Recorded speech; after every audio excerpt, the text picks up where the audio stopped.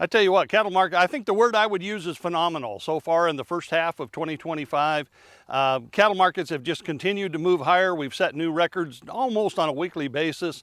And so, you know, this thing that's been building for a couple of years in this industry is really taking hold so far in 2025. You know, I think there's a couple factors that are really important. Obviously, the big one is supply. The supply side is so tight. We've got, you know, low cattle inventories. We're beginning to see now in the last few weeks beef production coming down in response to that. It's been building for a while. And so the supply side is clearly the main driver of this market for now and has been for quite some time. Well, you know, along with the supply side, you got to have demand. And demand has just continued to be stellar, beef demand. We've had a remarkable first half of the year in terms of the run up in wholesale beef prices.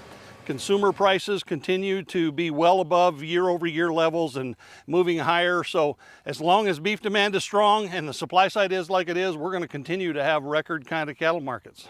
Yeah, so what's the second half of the year hold? You know, we're so high, a lot of producers are nervous. They're excitedly nervous about this market.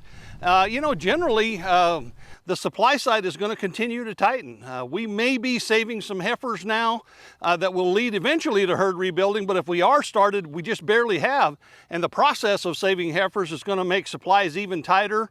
Beef production is going to fall even more. So generally, I look for higher prices as we go forward, not only through 2025, but well beyond that. Now, they may slow down and not advance as fast in the second half of the year as they have thus far. In fact, they may kind of flatten out over the heat of the summer. But in general, I look for higher prices as we go forward.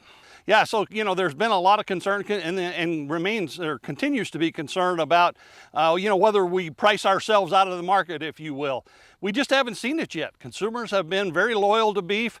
The quality is good. The industry does a really good job now. There's lots of protein alternatives out there that are actually, you know, very favorably priced relative to beef, and yet consumer demand has stayed strong. So as long as we don't have some sort of macroeconomic meltdown of some kind that would affect the economy broadly speaking, I think beef demand looks pretty solid for now.